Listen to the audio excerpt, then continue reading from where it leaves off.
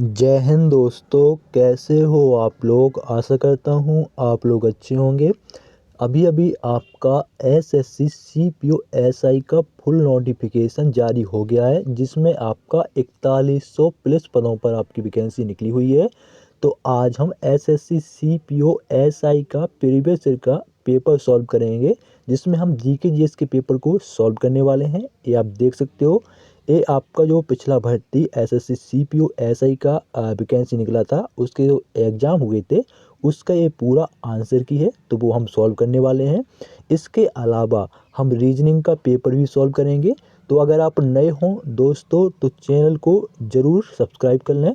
और चलिए दोस्तों, वीडियो स्टार्ट करते हैं। देखिए, आपका एग्ज़ाम डेट भी इसका क्लियर है, इसलिए आप अभी से तैयारी में लग जाइए, ठीक है। और आपका यूपी पुलिस की तैयारी कर रहे हैं तो उसके भी प्रीवियस ईयर के पेपर, चाहे वो यूपीएसआई हो चाहे वो कांस्टेबल हो, सबके देख सकते हो मेरे चैनल पर।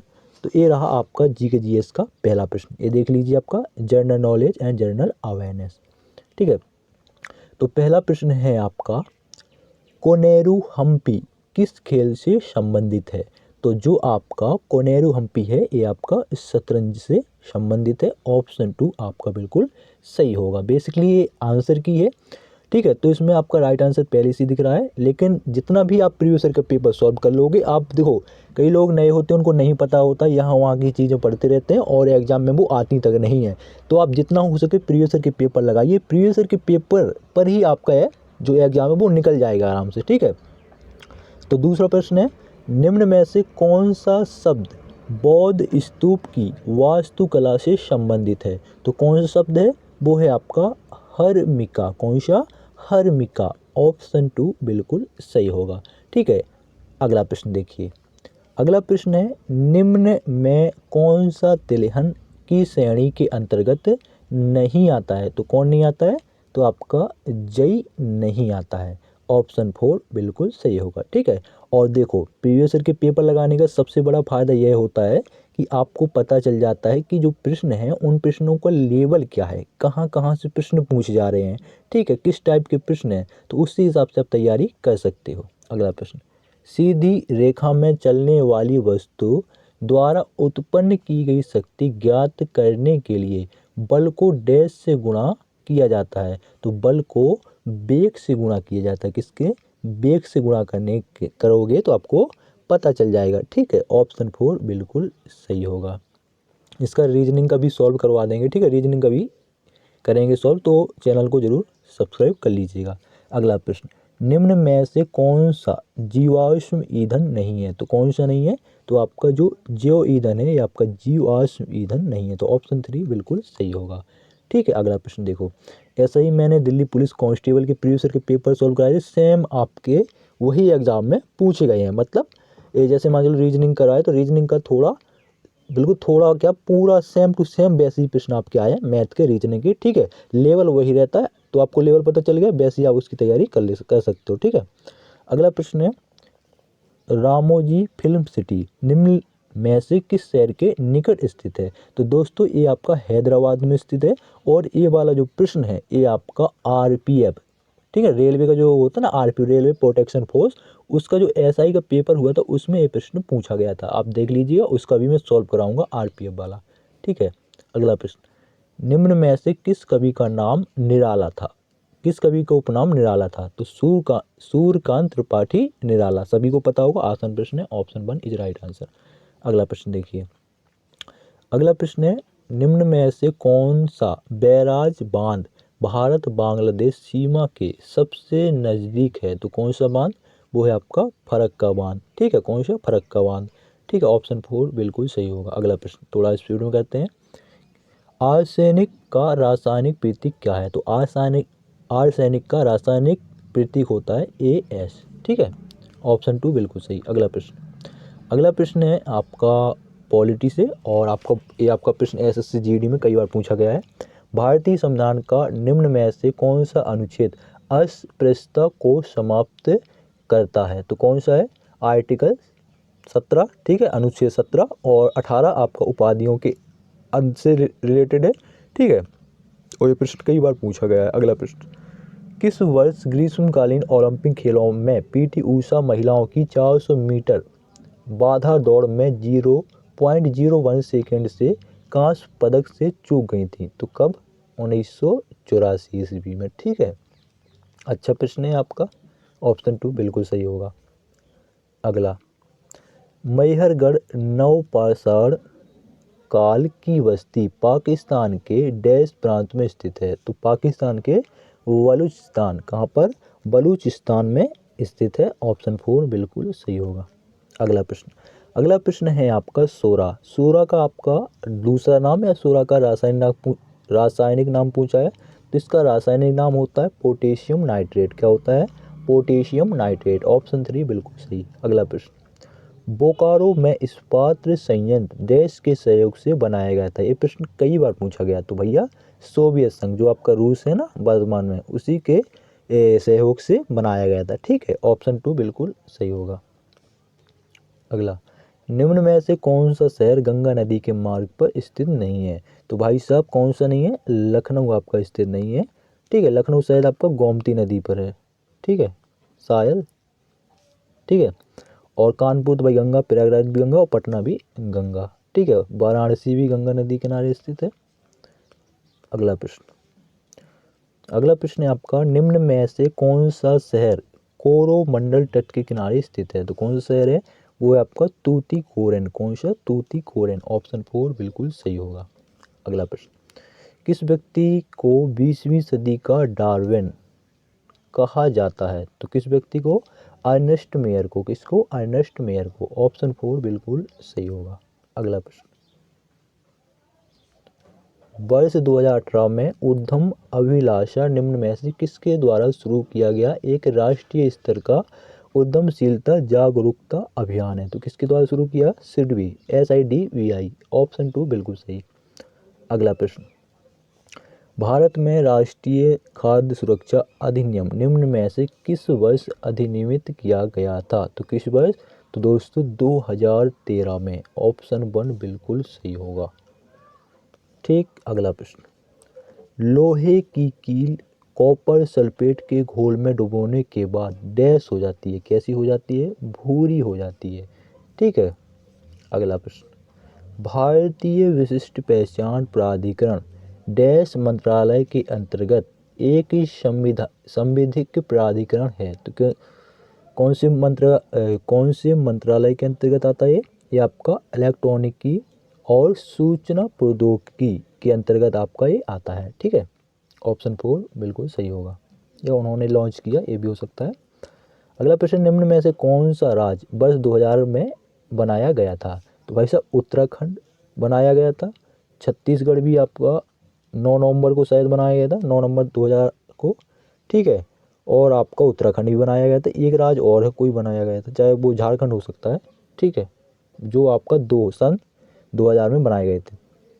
अगला प्रश्न, वाक ग्रॉस नेशनल हैप्पीनेस पहली बार कहाँ निर्मित किया गया था? तो पहली बार दोस्त ये आपका भूटान में निर्मित किया गया था।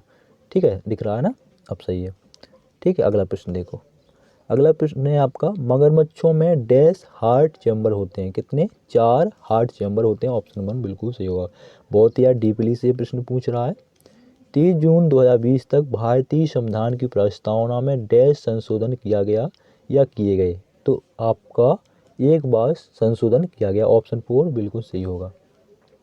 किस वर्ष रामलीला को यूनेस्को द्वारा मानवता की अमूर्त सांस्कृतिक विरासत की प्रतिनिधि सूची में शामिल किया गया था? तो कब? 2008 में। ठीक, ऑप्शन 4 बिल्कुल सही।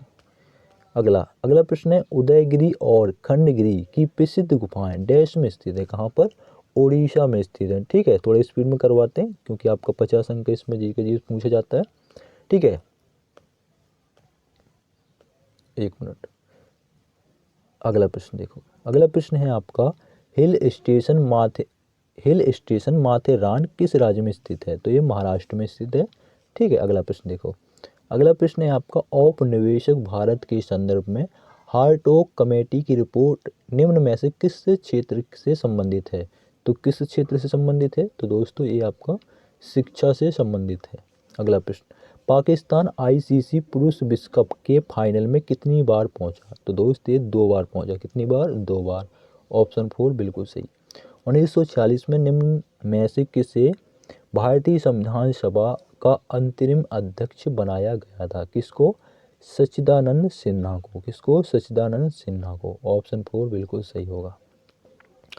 अगला, वन संरक्षण के संदर्भ में नौ दंड आंदोलन 1987 में डैश के द्वारा शुरू किया गया? किसके द्वारा? वंदना शिवा के द्वारा। ऑप्शन 4 बिल्कुल सही।